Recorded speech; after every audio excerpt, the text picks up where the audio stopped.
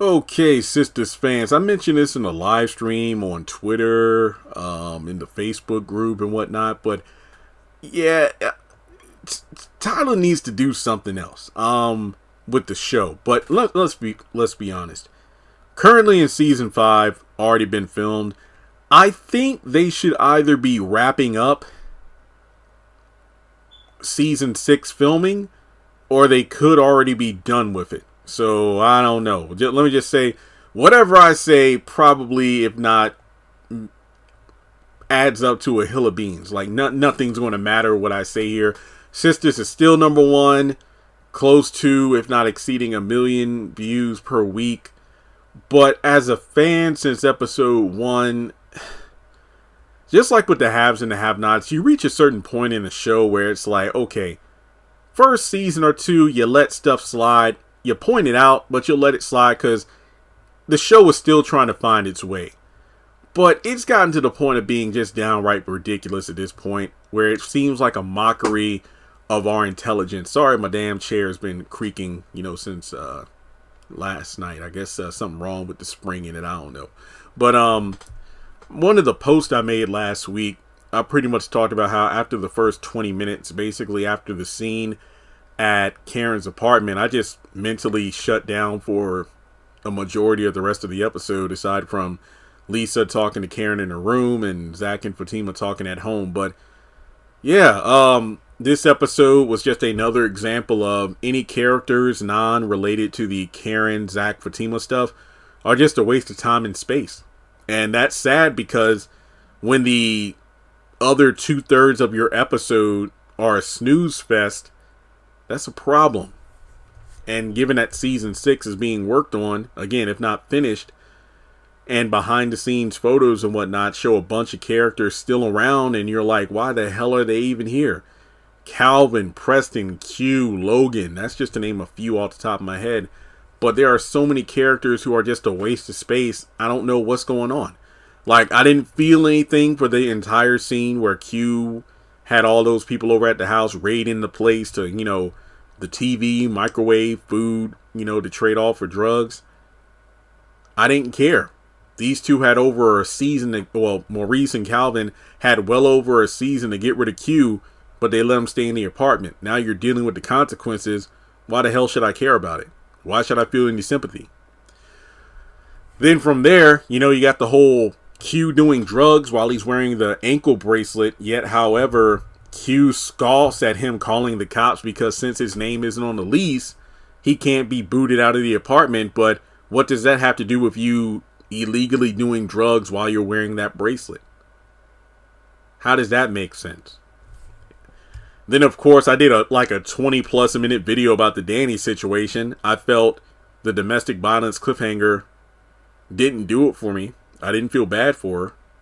I felt like this was just a forced storyline for the sake of drama. But again, it just didn't do it for me. Andy, the moment she, tried to, I don't know, diagnose Danny's condition of emotion of, I think you're just scared of being alone. And I'm like, you are the last person to try to tell somebody that they're afraid of being alone when you look for any excuse to have Gary or another man have, the other half of the bed so you can go to sleep at night. And yet, when you found that paperwork in Gary's coat, I felt like that was such a half-assed way of moving the plot along that I just rolled my eyes at it. And that's the thing, though. I just feel like Tyler, the continuity sucks. Not only are Zatima and Sistas arguably in 2 separate universes, even though that makes no damn sense at all, I can't get over the blatant disregard for good writing.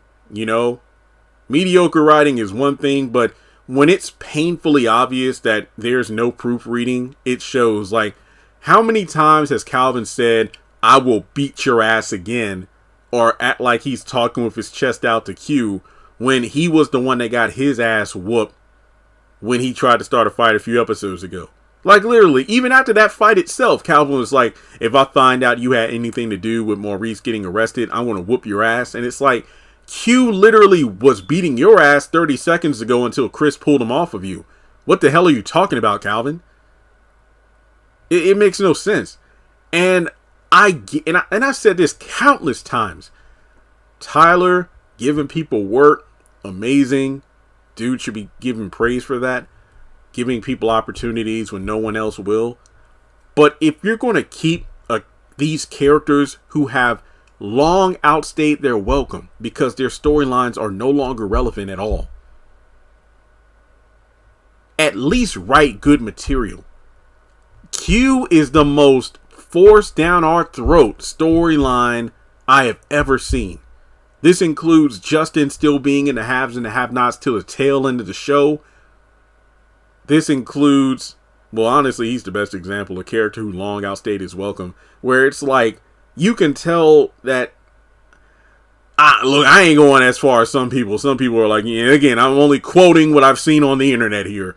There are people who say, like, Q must be eye candy for somebody on, set because ain't no reason for him to be around. That's what people are saying. I'm saying that I don't know what the hell he's around for because his entire storyline is so damn dumb.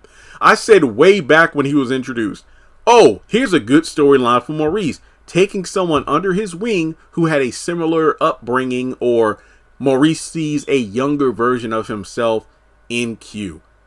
And this could possibly be a romance thing written down the line. But no, Tyler just decided to go buck wild with a bank robbery and then act like we're supposed to accept that his victims, Calvin being robbed by him and Maurice being held at gunpoint, they would happily invite him to stay in their apartment. What the fuck? How does that make any sense? And then, of course, I hated what has been done with Zatima for a majority of season 5 in regards to her, well, bitchy behavior. The fact that she is constantly pressing Zach about Karen and she's just acting completely irrational. And it goes back to Zatima when I didn't care for her in the back half of the season when her character was just being over the top and extremely hypocritical. She basically withholding information and lying to her is the worst possible thing you can do. But she does the same thing to Zach all the time. And when she's called out for it, she acts like, oh, that's different. The fuck? What the hell? And, Gary and Hayden, they're just like mustache, twirling Saturday morning cartoon villains at this point. Preston, as much as I love Trinity acting as the character, he has no need to be in the show. I think that should be a new catchphrase. When it comes to like, what was it, Batman, you got Harvey Dent. What's that famous expression? You either die a hero or live long enough to become a villain. I feel like that phrase should be retooled for Tyler Perry characters. You either leave the show on good terms or you stay on the show long enough for Tyler to butcher your character.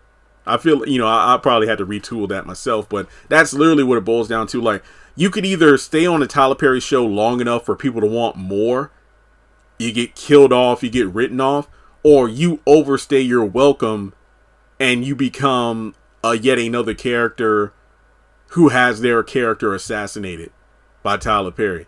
I said Preston the minute he brought up that chick Mindy back at home, that he could go marry any minute now. The way he did it to Karen at the back after the mid-season finale of season 3, and he's just been a hot mess since season 1. Danny is like he wrecked her character just to ruin her and Preston's dynamic so that Zatima looked better by comparison. Sabrina, as I love Novi. Sabrina sweet as can be, but I don't really think if you go back to season 1 to where we are now in the show, what are Sabrina's defining traits? And no, do not talk about her outfits. As a character, she's sweet, understanding, but she doesn't really think for herself. I think that's pretty much the best way to describe Sabrina. That's really it. That's all you can really say about her. So I really hope that this is the number one. People are like, well, if you don't like it, don't watch it. I'm one freaking person. Sure, there are a number of people who said, look, I gave up on the show last season, or I gave up in season 3. I only know of what's going on because I watch your reviews. So you could argue if I just quit watching altogether and stop talking about the show, a good portion of people wouldn't be aware of what's going on because they only know about the show through me because they stopped watching themselves. But due to the fact that episodes are getting like an average of a 0.92 per week, a lot of people would have to stop watching for the ratings to take a noticeable dip. I don't want to see a show fail. I want to see black content succeed.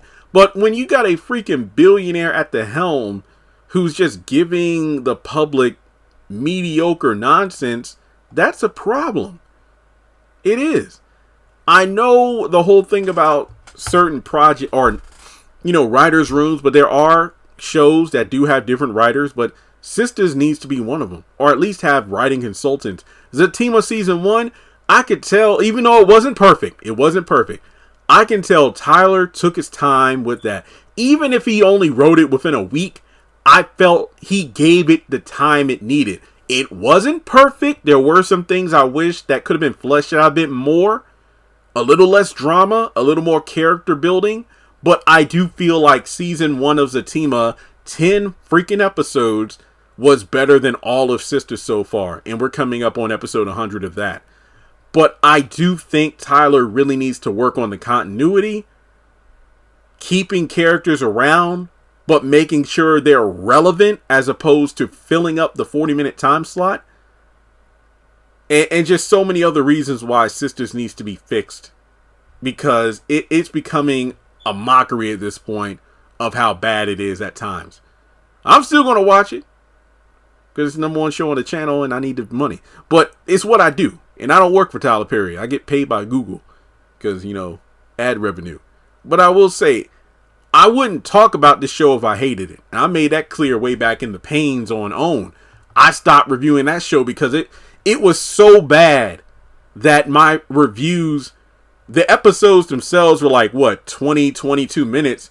My reviews were like 35 to 40 minute rant videos of how bad it was. And Sistas might get to that point. And when it does, that's when I want to stop watching. Because I can't bring myself to shit on a Tyler Perry show, even though I know that would be a lot of good views.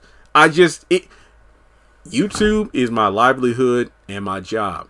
But when it gets to a point where I'm not enjoying something, I will just talk about something else. I will drop this show and talk about something else. I don't know. But I hope Sistas does improve.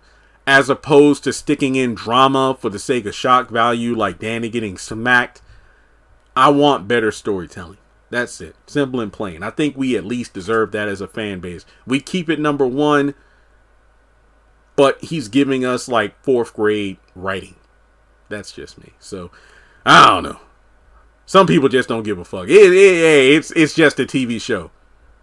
Yeah, but look who made it. And look who he's sending it out to. I mean, when Tyler Perry plays in movies were blowing up and people really liked them, nobody said they were just plays, even when they were well received. So just because people call out a show that Tyler Perry made for being bad, why is it now, quote unquote, fair to say, stop complaining, it's just a TV show?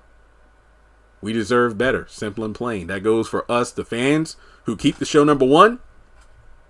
And that goes for the actors who bring these characters to life, every single Wednesday. I feel bad for some of them because the material they are given are just, it's just bad. But, I'm pretty sure they get paid well. It's not my business how much they make. I don't know how TV works. But I think, can you assume that with the show being number 1, that each season that the show goes on, the paychecks probably get bigger? So I ain't mad at that. Tyler Perry's changing lives during the Sistas after show. He talked about how, hey, I'm glad the show's number 1, giving people jobs. They're able to buy houses, buy cars, start families, help out their people, that kind of thing. And I'm happy for him. But as a consumer of the product, as being a reason for the show being number 1. No, not saying my channel is responsible. I'm talking about me being a live viewer, helping this show reach the number 1 spot. That goes for every single one of you as well. We deserve better. So, Mr. Perry, We love what you do. We just wish you would give us better. Because not to sound entitled, but we deserve better. I get it. You got contracts, you got quotas, and you're a billionaire. Your shows are number one. You don't have to do better, but you should do better. Even if you don't change the quality of Sistas, make sure you do right for the other shows you got coming up. Even if you don't want a writer's room, get a couple people to look over these scripts. Ask yourself, would this really happen in real life? Would this person really say that? Would this person really be that dumb? That's all I got. Let me know your thoughts in the comment section below. Can Sistas get turned around? I don't know. I doubt it at this point. Just keep doing right by Zatima. At least do that. Hey, at least that's something. You know, Sistas might have fallen by the wayside, but Zatima season 2 coming up in sometime in 2023. So I just hope with that show, I don't have to make a video like this. So that's it. All right, like and subscribe. I'll catch you in the next one.